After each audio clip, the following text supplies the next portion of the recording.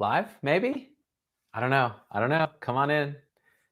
Man, I've been struggling this morning to try to get this camera and microphone to work with YouTube because Chrome does not play nice with Apple at all on a Mac. And I'm using my phone. See, I've got the phone as the webcam with the little mic, which is lost. Hold on. I have no idea how to clip these things, even though I've been doing this for how many years. And I think I got it working. So you guys have to let me know whether you're hearing sound or whether it's dead silent, because it could be dead silent. Let's see. Live chat. Here we go. Katie Patton says, hey, yes. Okay, so there's sound. Good. Hi, Katie. How are you? It's been a minute since the last meditation retreat. Good to see you. The Velasquez family is here and the sound is fine, says Sherry Quintana. Great. All right. So we can talk about anything and everything. I just thought it's been a minute since I've been on YouTube because I just don't care. I honestly have lost any desire to do things just to do them. So now you're going to see me whenever you see me if you want to see me. And if you don't, that's fine too. And we're going to talk about whatever we want to talk about at this moment.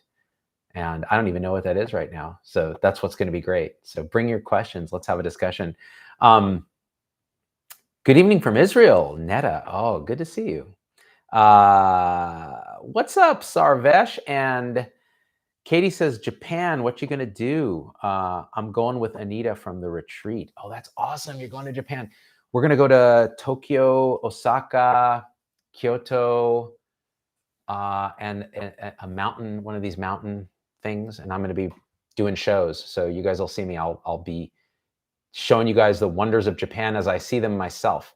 And I'm hoping to do some Zen stuff. We're going to do a meditation at it's going to be awesome. You guys are going to have to come along. It's going to be end of July, second 2 weeks of July. Appreciate the sunny background on a rainy Midwestern day. Yeah, so this is right before it gets really ugly out here. So it's been cold and windy, but Monday was beautiful, President's Day. But this is going to be kind of a reprieve before it starts raining and this whole big cold system's moving into the Northwest. It's going to be awesome. We need the rain always. Sue Mosley, are you empty, spontaneous, and free? Well, golly, here's a question. Is it possible to be otherwise? So we kind of feel like we're trapped in this sort of mind-identified world, but that's just yet another appearance. So in a sense, our true nature, what we actually are, is the definition of spontaneous, free, and completely empty of any substance, and yet the source and substance of all substance. So it's a deep paradox.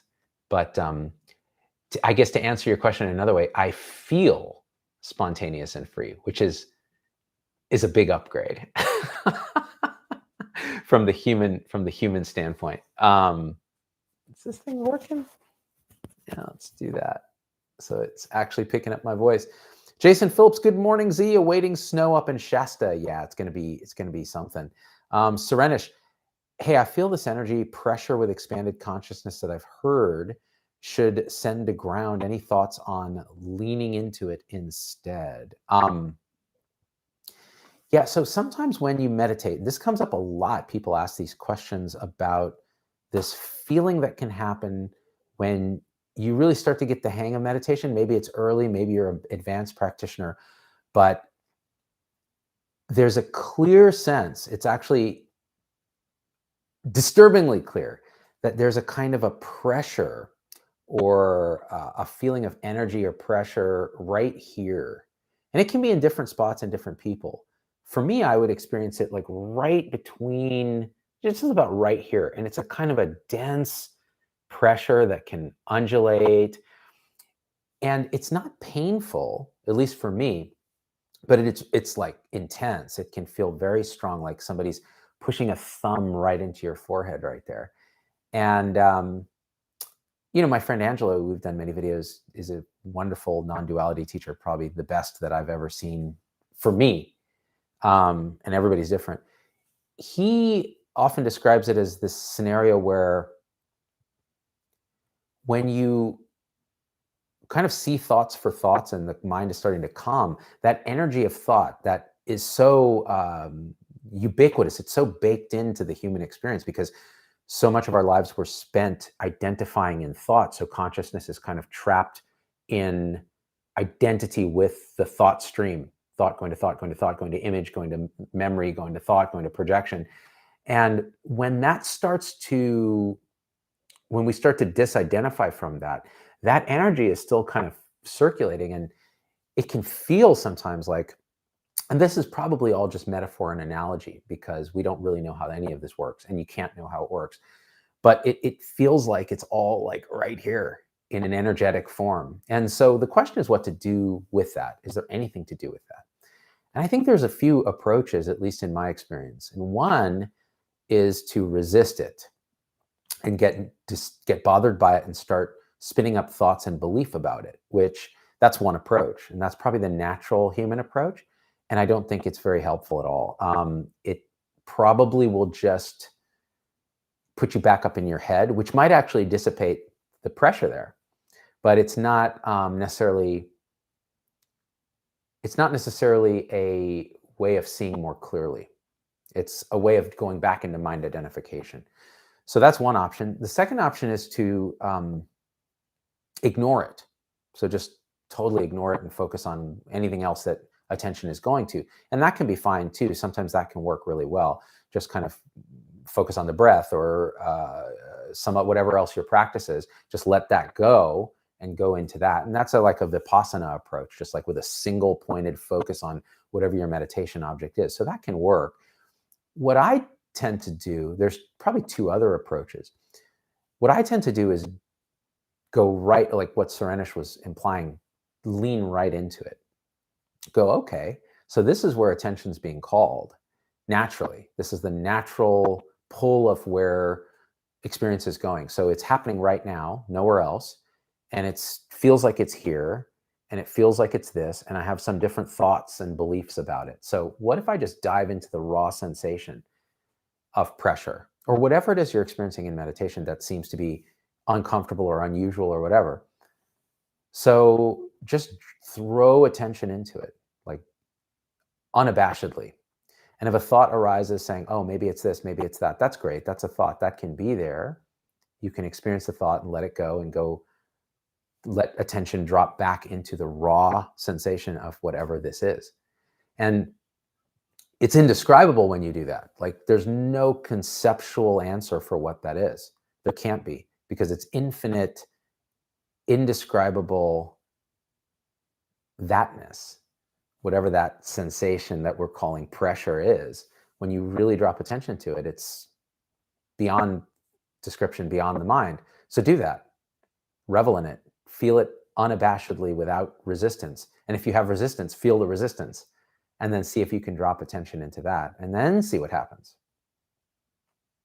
So that's my preferred way of doing it. But there's another way which actually works well too, which is to kind of visualize that it's an energy and allow, like, even use a little imagination to imagine it as a kind of a golden fluid or something that comes down through the body or through the spine or through however you want to imagine it, into the ground, into the earth, as the source of like kind of almost an electrical grounding. And that can actually modulate the sensation, particularly if you're having trouble, it's distracting you so much and so on. And that can be a remarkable kind of meditation too. So personally, I like to dive into the experience because it's just another experience in this moment. There's nothing magical about it. There's nothing mystical about it. If anything, you could say, well, it's a good sign in that it's a byproduct of increasing presence and concentration to some degree. But it doesn't mean you have to have it in order to have presence and concentration. And it doesn't mean that you should be celebrating anything. It's just another experience. Just like anything that can arise in the moment is another experience. And ultimately, the practice is to feel it fully and don't resist it and don't grasp for it to have it go longer. Because you'll have good experiences, you'll have bad experiences, all these things that the mind will try to grab onto What happens when the mind gives up and you don't make anything of the experience and it's just the experience? Well, that's kind of it, isn't it? So, and here's the beautiful truth. You can do that anytime. That's right here. There's nobody doing it. It's just allowing everything that's happening, the sights, the visual field, the peripheral part of your visual field. Like right now, I'm looking right down the lens of the camera, but who's actually looking? There's this sense of a person behind the eyes looking at an object. So what happens when there's just looking, just seeing, and you broaden your attention to the entire visual field and it's just seeing, seeing itself. There's no subject. There's just that. What's that? What's that like? It's happening right now, whether you know it or not, but the mind is throwing filters on it and saying, I and that, perceiver and perceived, object and subject. So what happens when there's just seeing and no seer, just the scene?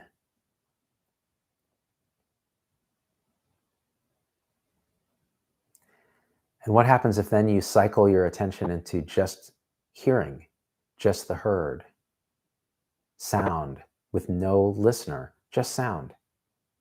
The sound is everything. The sound is the perception of the sound. They're not two.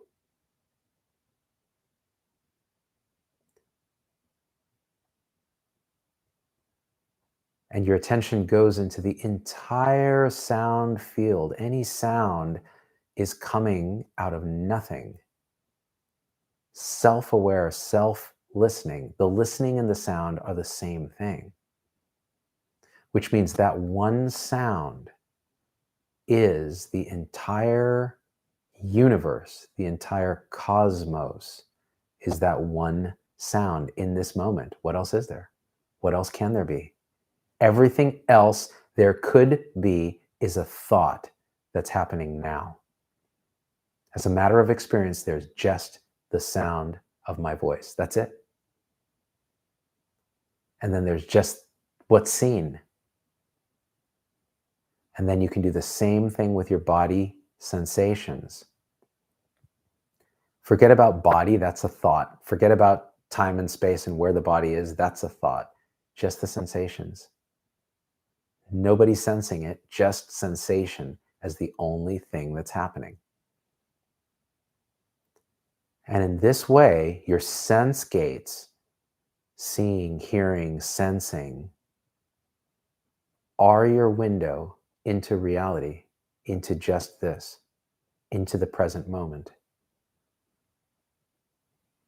And here's the craziest thing.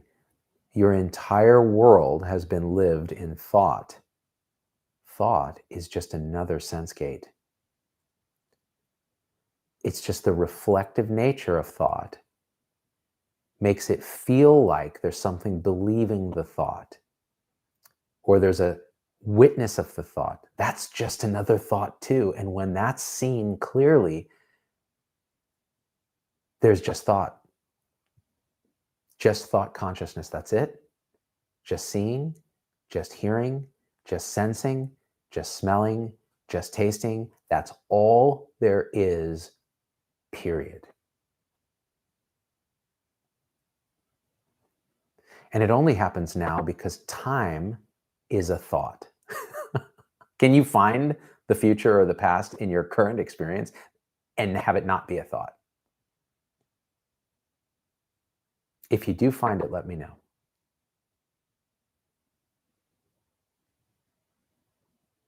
Just the seen, just the heard, just the felt, just the thought.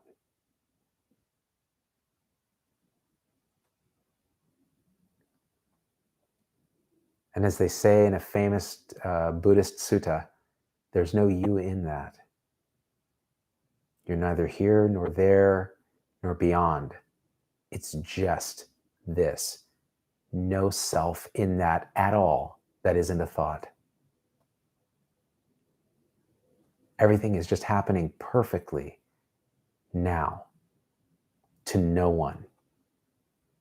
And it's perfectly beautiful. And this is the truth which you can realize for yourself now. Only now. Only and always now. The sound of a cat meowing, it's the whole cosmos.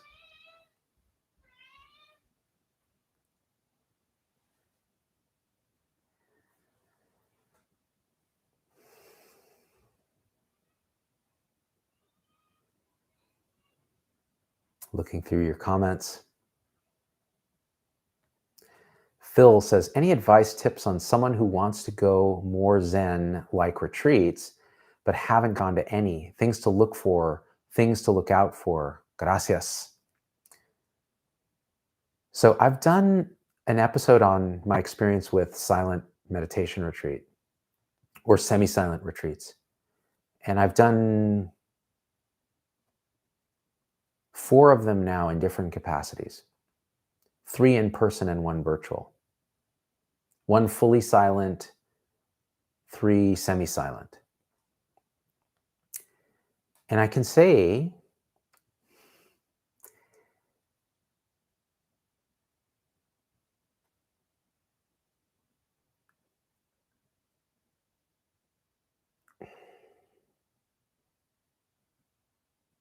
I have to be careful because everybody is different. But I can say for me, I never had any idea, really, of what was on offer in terms of realization until I did a retreat.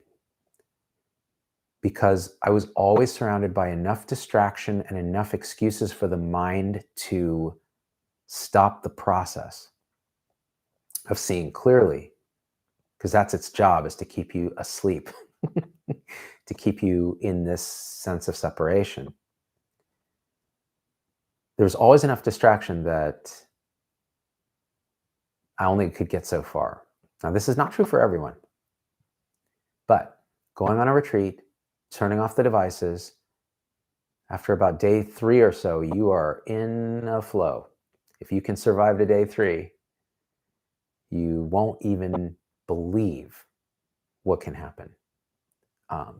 So my advice is, yes, you can find a Zen center that's doing a sesshin. You can find another type of silent retreat. Some have more support. So like there's Q&A, there's talks. Personally, I've only done Angelo's retreats, and his are great because he does a guided meditation in the morning. He does a talk. He does a Q&A. They do poetry reading, which is nice when you're in the right state of mind and you realize, oh, this is how words point at truth. They have a meaning beyond concept, and only really good language can point in that way. Poetry is an example. So that kind of thing. And then in the semi-silent ones, there's some group activities, emotion work, these kind of things that can, because all this stuff can come up on retreat and it can be very destabilizing for some people. And some people need more support, particularly people with a history of strong trauma. If you have mental illness that you suffer with, those kind of things, you really want support. And so you'll want to find a retreat that has the aspects that you are looking for. For me, it was the comfort of knowing that there were other healthcare people there, that it was led by someone who I'd become a friend with and who I'd interviewed for my show. And it wasn't very far from my home. So if for whatever reason I felt in my mind I needed to flee, I could just leave. Now, what you find is that there may be thoughts like that, but it's indescribable how amazing these things can be. And you can have big shifts. You can have awakening. You can have just strong emotions come up. You can have difficult emotions. I've had retreats. In every retreat, I've had periods where it's almost unbearable. Not even so much physical discomfort and all that, because people worry about that. That gets overcome very quickly, especially in more relaxed retreats like Angela's, where you can meditate in whatever posture you want. If you want to lay flat, you can, as long as you don't fall asleep. It's the psychological aspects of the emotions that arise, because you're dropping the resistance of the mind and the amount of mind identification, and all this unconscious material can come up. And what's beautiful is good retreats, they'll have a teacher who will provide a context for this and keep reminding you it's not just okay, it's actually essential. You cannot fully realize without going back for everything. All experience is okay. And all that repressed experience that we've escaped by jumping into mind identification, you got to go back for it. It's coming back for you. And that'll often happen on retreat, and it'll happen during the realization process. And the more comfortable you are with that going in, the more you'll embrace it when it happens. And I can't tell you what it's like, but I'll tell you from the mind standpoint, it's hard. From the standpoint of realization, it's perfect. It's beautiful. It's ecstatic in a way, even the difficulty. I wouldn't even say it's ecstatic in a way. I would say it's purely ecstatic, even grief, sadness, shame, anger, all that stuff. Welcome to the Super PAC Red Rock Engineer, subscribing to the show. I love it. Because recently we did for subscribers, for supporters, the $5 a month folks, we did a Zoom meetup, about 40 of us, and talked about all this stuff in depth, did Q&A. It was beautiful, beautiful. A lot of emotion, a lot of connection. It was wonderful. So if you want to join, we're going to do more of those. You can join on YouTube. You can join on Facebook. You can join on Locals. I prefer YouTube and Locals. I think Facebook is a shit show, honestly. But I'll keep broadcasting there. It just doesn't notify people. Zuckerberg's a mess. I don't know. But it's okay. Anywhere you want to be. Eugen Joe sent some money. Thank you. Thanks for your support, Eugen. As did Dennis Bolanos, and has a question. Dr. Damania, do you believe in the law of attraction? Okay. So I'm not an expert in this, but I'll say this. Law of attraction and these kind of ideas that you can manifest reality. There's a couple things to be said. One is we create reality on the fly, all of us, in a complicit matrix of thought space. So to that extent, anything's possible within the constraints of our group complicity. That said, this idea of manifestation or law of attraction is interesting because when you look at the root of it, it implies a couple of beliefs. And in fact, you said it in here. Do you believe in the law of attraction?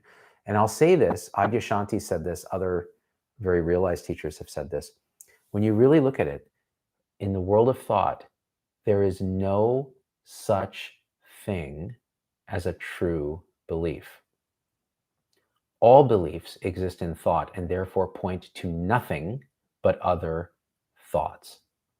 Reality, there is no way that reality is. It just is. It's a paradox. All your beliefs can go out the door there, and they have to in order for you to really wake up. So one thing is belief. The second thing is who is doing the attracting. So when you're looking at law of attraction, maybe in a relative sense, you can manifest things by certain mental states and so on. That's all wonderful because this is all consciousness in that sense. But who's doing it? Who's the agent? Who's the self that's manifesting, and why are they doing it? Thought, thought, thought, thought, thought. The separate self is a series of thoughts, sensations, and beliefs. It's not real in any true sense. It's a kind of illusion. It's a process. It's a process that happens in consciousness, but it's not a thing. It's not a solid thing. So who is it that's manifesting or attracting anything? And second, why would you do that? So it seems like the roots of desire and aversion are to be found in the desire to manifest or to attract. Now, that all said, the paradox is by realizing this, I don't mean believing it, I don't mean having faith in it, I mean realizing truth. Your life just unfolds spontaneously in a state of flow that you could argue is a kind of manifestation. So there's a deep paradox at the heart of it. Very good question. And thank you for the support, Dennis.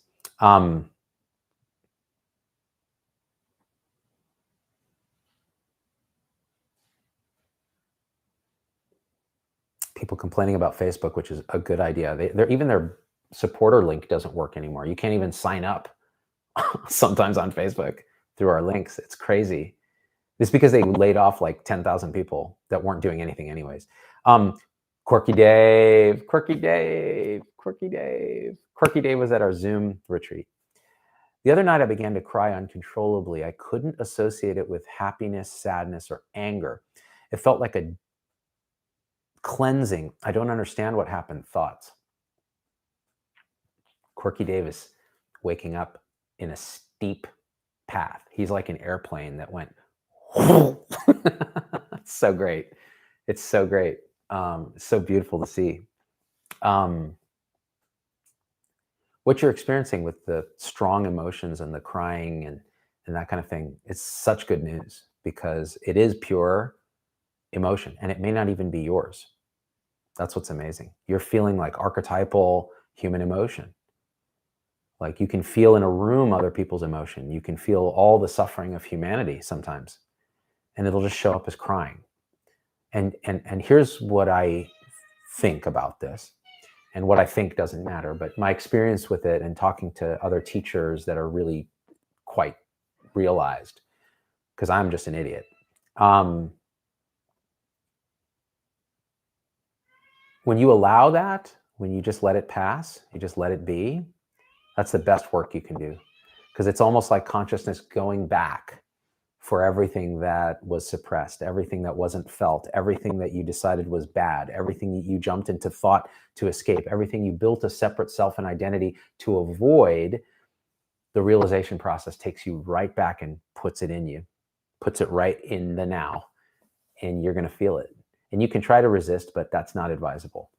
It's going to generate a lot of suffering. So when you described it as a cleansing, that's right. It's an allowing.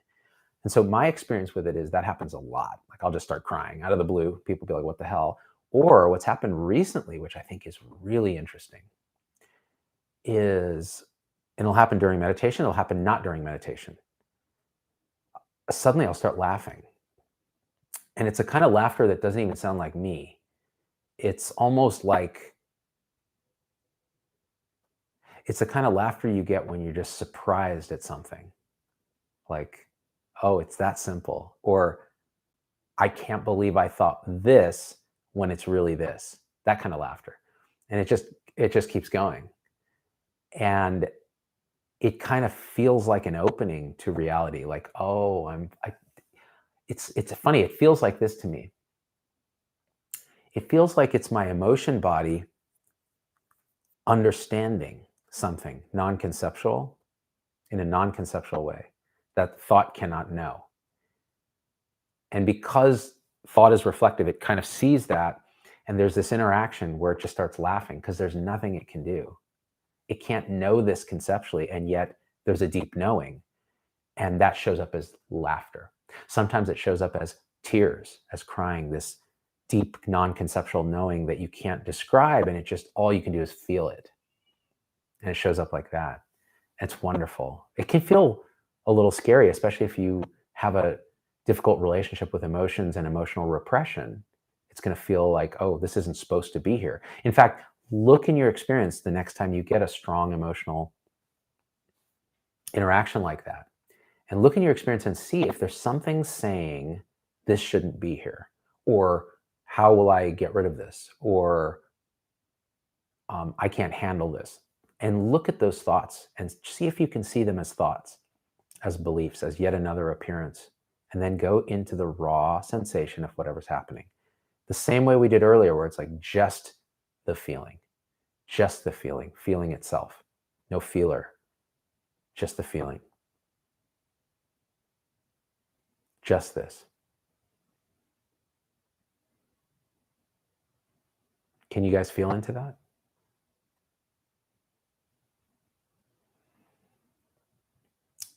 Kathy says, I cried for nearly 2 years. Now I'm experiencing fear in the body and on all day, like severe anxiety, like coming off benzodiazepines. It's awful. Can become very depressing because of fear. So Kathy, I can't give you like advice about anxiety and stuff, right? You need to talk to whoever you talk to, whether it's a therapist or a physician or anybody.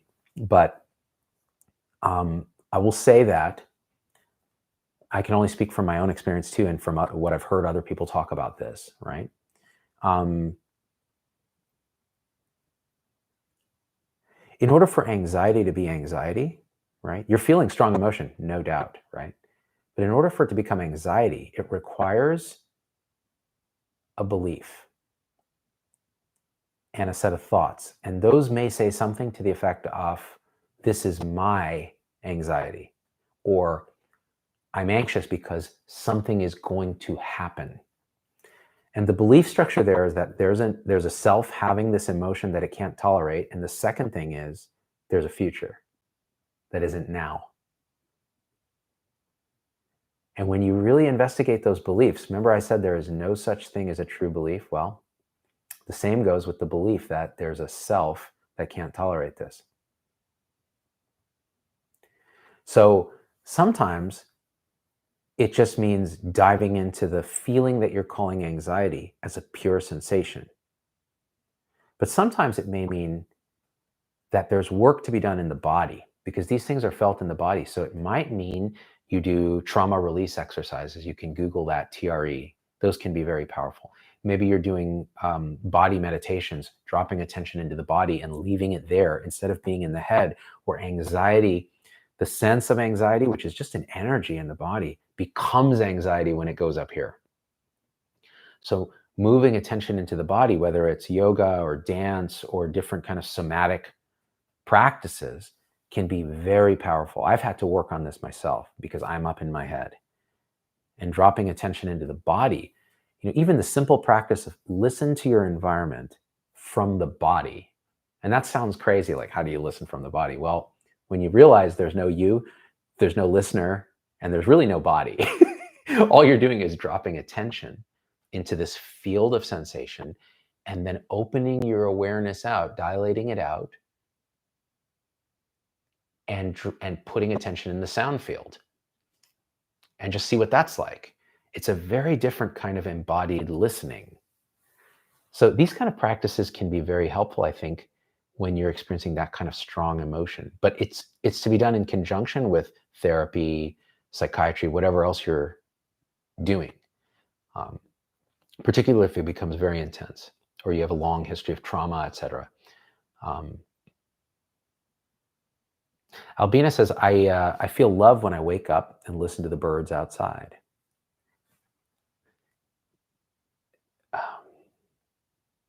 The kind of love that you point at is the unconditional love of being, of life, of awakeness.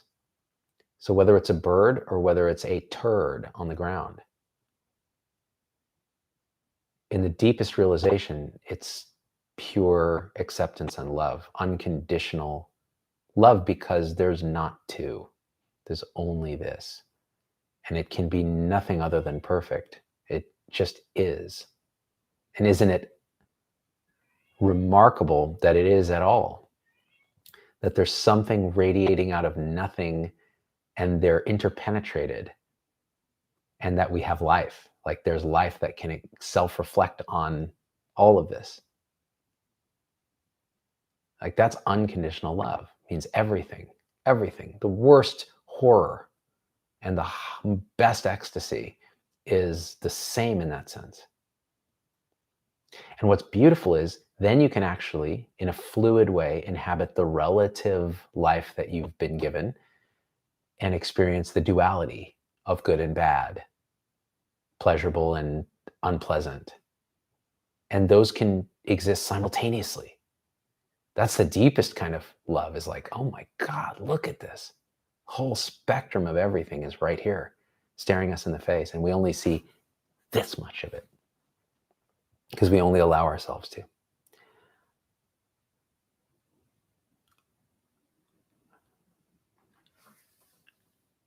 Z-Cat accenting the message intermittently, right, Risa?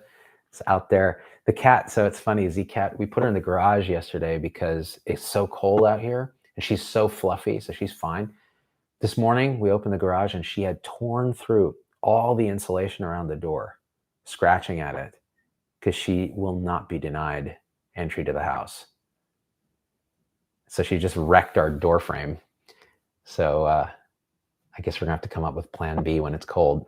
Shannon Derby, it's the body experiences that throw me into thinking like there's always a problem to solve with this body and those I work with.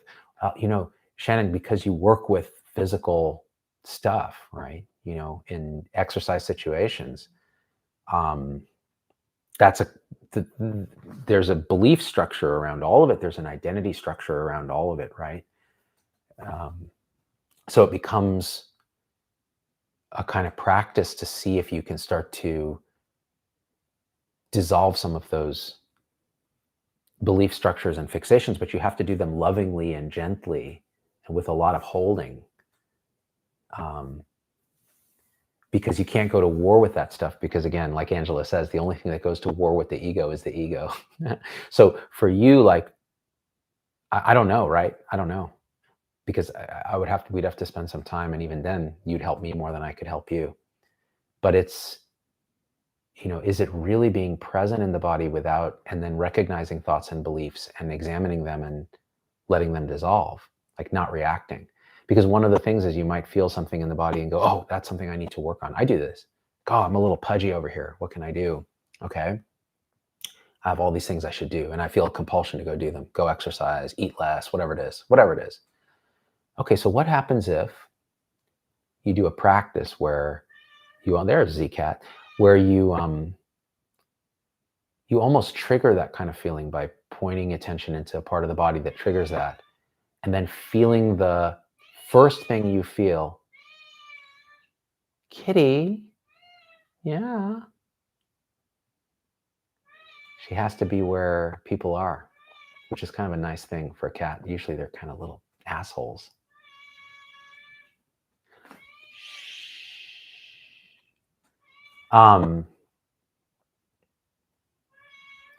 When you feel that first response, whatever it is, you feel the body, then there's a response, like whether it's an emotion or whether it's a feeling in the body or a discomfort. And then there's a thought, I got to go do this. What happens if you allow yourself to feel the response? Like notice, okay, this is what's going on in the body, kind of describe it. Okay, I'm feeling this way. And it's something I don't like, right? Okay, so what happens if you just feel that way?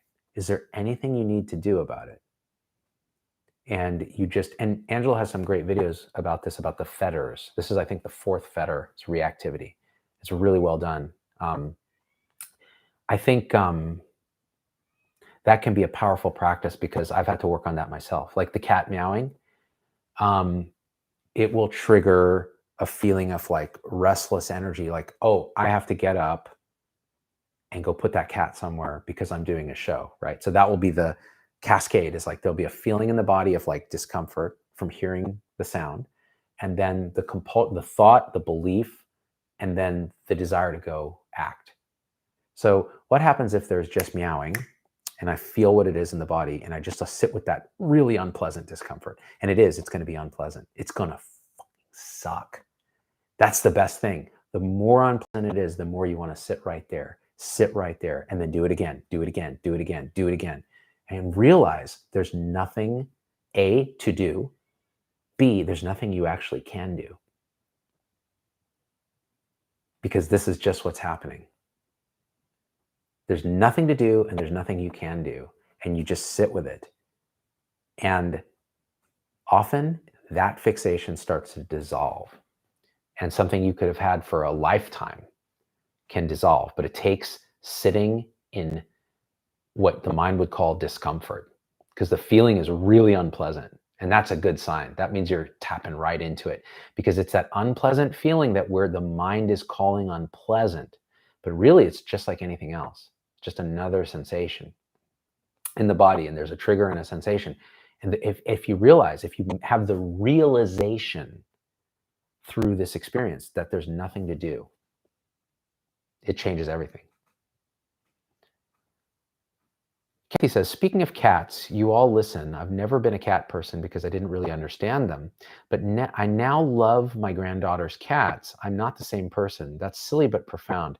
It's perfect. That's exactly right. I was not a cat person either. I was always a dog person. And then we got this cat. And I realized that all these animals are exactly perfectly present the way they are. The cat lives entirely in its present moment. It has no sense of trying to please anybody or any of this nonsense. It's just doing its thing. And if it can be happy and it's seeking out whatever flow it needs to be in, and if that happens to coincide with what the human wants, then it's great. And if it doesn't, that's great too. Like, it's going to tear up my door because it doesn't want to be in the garage by itself. It likes other people, this particular cat. And some don't like that. Dogs are different in that they're so limbic, they're so emotional, and they can read human emotions so well, and they depend on us in that way.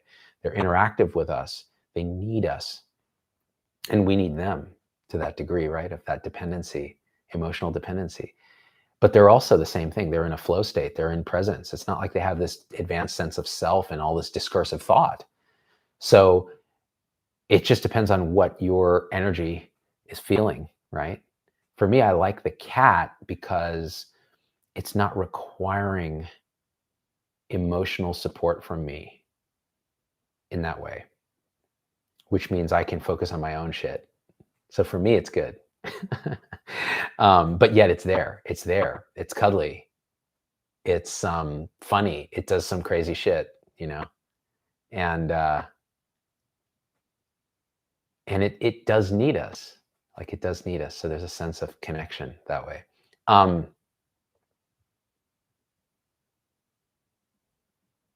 My cat has come to sit with me when I've been crying. I never realized my cat could do that, Melissa. Cats are surprising.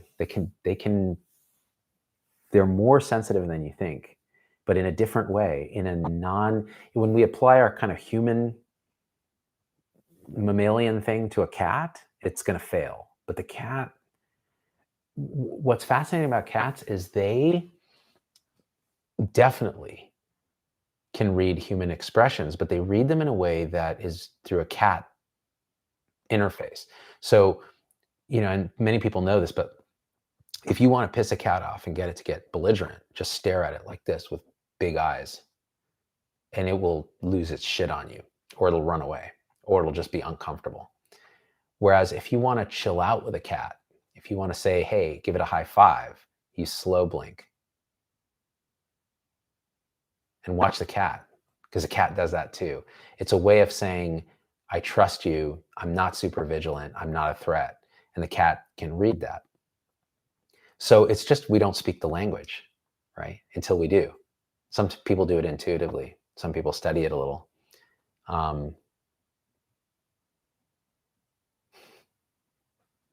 The cat is repressing and projecting, ball boys. It feels like it to the humans because they're such little assholes sometimes. Scalpel Boy or Scalpel Boy says, because energy can't be destroyed, so Hindu philosophy expresses three main ideas: creation, maintenance, destruction, Brahma, Vishnu, Shiva. The concept is actually a cycle that I find fascinating. Yeah, and actually think about it this way. You have this unborn field of potential, which in science we call the quantum field.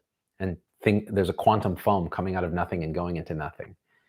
And in a way, you have the unborn base of everything. That's the unmanifest, that potentiality that emerges everything. Something is born, something dies. Something is born, something dies. So you have this constant birth and death cycle of phenomena, but they're coming out of this eternal unborn, undying. And they're in relation to each other. They're necessary. They're aspects of the same face. Your original face, before your parents were born, before your grandparents were born, before the Big Bang, that look for your original face. And it's that which can't be known by the mind. And yet the mind is it. It appears in it as it's born and it dies. But it isn't born and it doesn't die.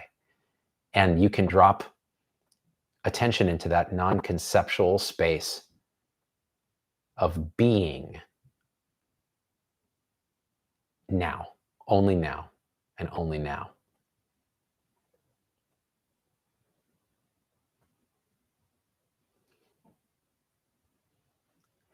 Staring is what predators do to prey. Wolves and cats both react violently or fearfully to staring. Yeah, exactly. Exactly right. Ball boys. Yeah, my cat has done that before with the slow blinking, Melissa. Yeah, they're saying, hey, I'm down with you. You're cool. All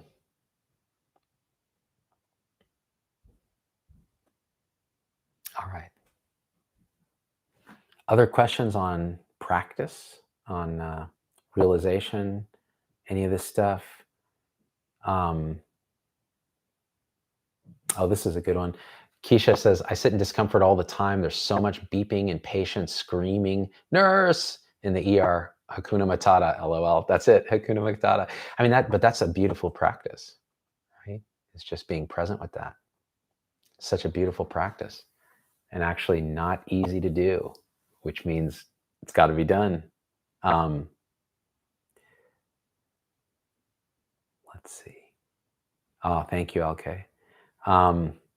Ego melts through forgiveness, says Delta. Forgiveness is a powerful ego destroyer because it requires a kind of selflessness. Who's forgiving whom? Forgiveness is a kind of a surrender to what is and a kind of unconditional love in the face of what you perceived was a personal thing. That's one way to look at it.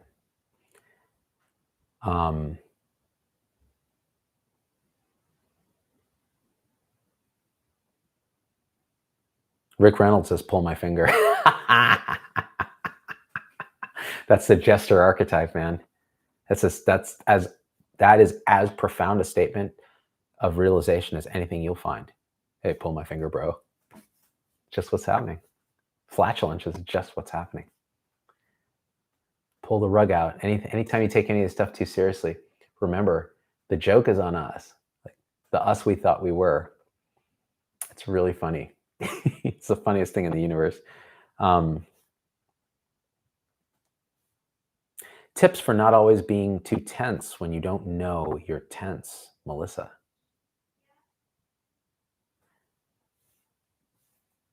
I guess if you don't know you're tense, are you tense? Tense itself is a thought, is a belief. It's a resistance. Tense. It kind of implies by its very nature that it's something that shouldn't happen or isn't desirable in some way. So I think the simplest thing to do is just scan through the body and go, where is what I'm calling tension? Find a spot where you think there's tension and just feel it. And then see if you can relax the label tension and see if there's resistance happening and feel that, and then go back into the sensation. Oh, tension, is that here in my jaw? What is that? Is it in my throat? Is it in my chest? Is it butterflies in my stomach? Is it tension in my shoulder? What is it? What is that then? And those somatic practices of putting attention in the body's sense. Angela makes this distinction between the body and the body sense. The body is a thought. It means this map of this thing in space and time. The body sense is the raw sensations that occur that we put thoughts on and say that's in the body. But reality is just a sense. It's just a sensation. It's just an energy. So put your attention in that and then see what tension is and see what relaxation is in that context. And then let's see how that goes. I can't help you with your nurse practitioner boards, Keisha. That's out of my pay grade. Oh, that's awesome, June. I got a hubby a Valentine's card with a cat face and it says, I slow blink you. There you go. That's cat love. Delta Wave, ZD, I'm sorry for this question. What do you think of God? Don't be sorry. That's a great question.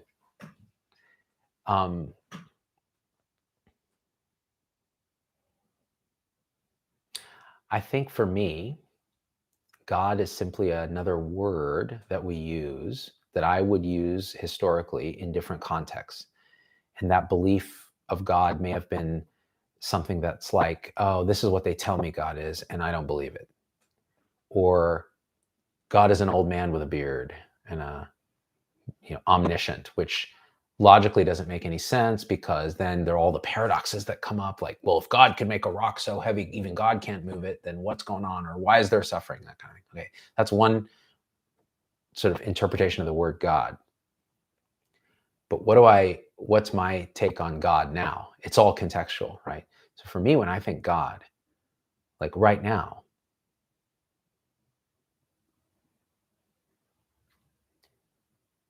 experience all these colors and shapes, sounds of my voice, sounds in the room, sensations in my hands and my feet and my head, thought, hand, feet, head, belief, all of it is radiating perfectly, only now, out of nothing, no thing that's radiantly alive.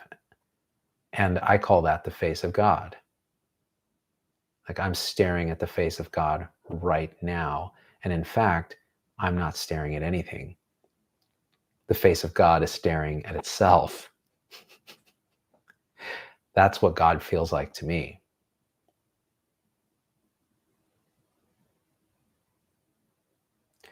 Your mileage may vary, right? God is a very loaded term. Joe Rogan is waiting for you on the concept of God, John Farrell. I just saw Glass Onion yesterday on Netflix, and they had the Batista was playing the Joe Rogan character. It's pretty funny. Delta says, I saw God observing me. That's an experience for sure. Tommy says, how can God make a rock so heavy he can't lift it? Isn't a paradox. It's a nonsensical question, just like asking if he can make a square circle. Well, so actually this is important, Tommy, like you're pointing out that paradox. Paradox is simply something the mind tries to understand and cannot. And questions of God are non-conceptual. So anytime you try to put them in a logical framework, the mind will run up against a paradox and it will make no sense. It's like a singularity, a black hole. Like, wait, this is where the laws of quantum mechanics break down. They become nonsensical, infinity, because you're entering a non-conceptual realm of being. And when we're talking about things like God, we're talking about non-conceptual realms of being. So no amount of logic is going to prove or disprove anything there. Logic has its place, right? But this is a non-conceptual realization. When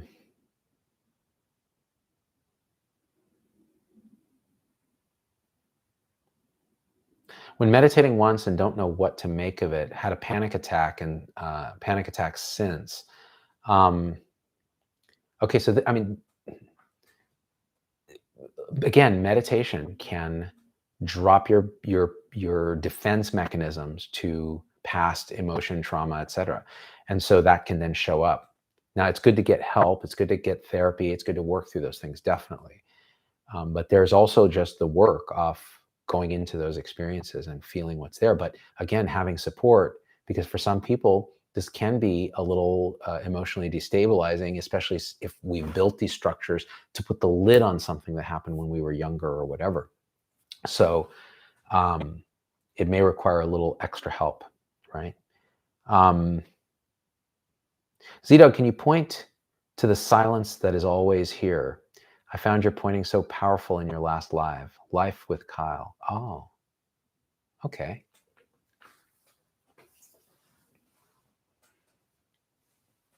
This is my kind of question, because it's not really a question. It's saying, hey, let's use our limited faculties of language as a finger to point at the moon of realization of what's really here. And one way to do it might be this.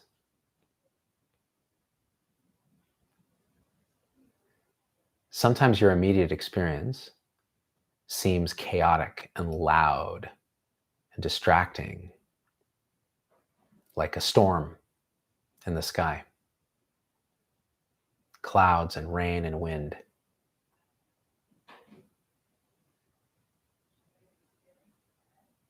But can you feel into, even in this moment, only in this moment. Even if there's noise around you, chaos, can you feel underneath it, in the fabric of it, the deepest silence, the deepest stillness?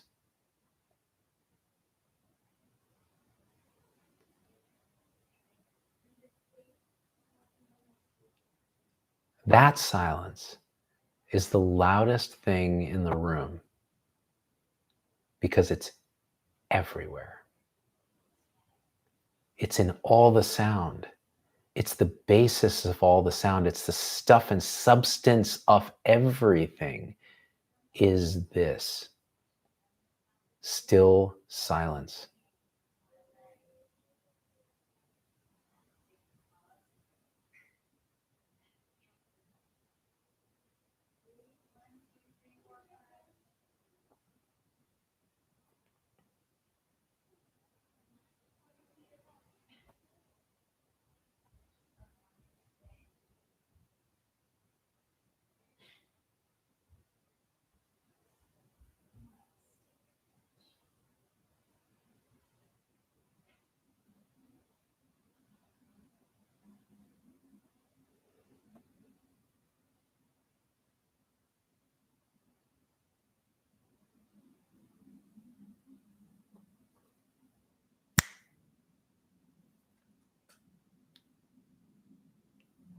That sound is the silence, is the sound. Talk about a paradox for the mind, and yet you can feel it.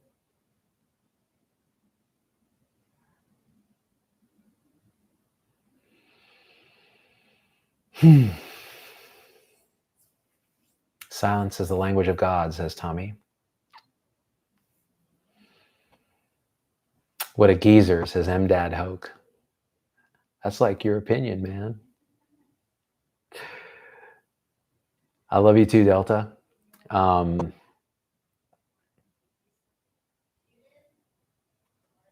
right.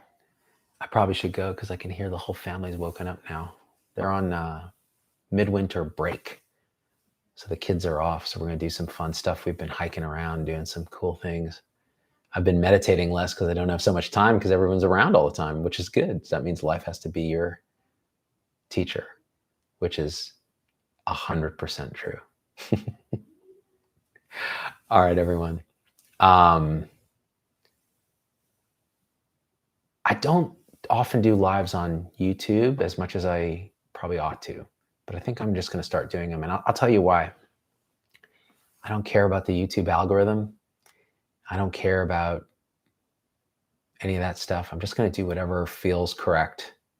And hopefully you guys who are with me in the supporter tribe or just are subscribers of this find that hanging out is helpful in some way. In which case, stay along, tell your friends, whatever, it doesn't matter. But I'm just glad you're here. I thought the conversation was great with you guys. You guys are awesome. Great questions, great comments, very insightful. You always teach me something. And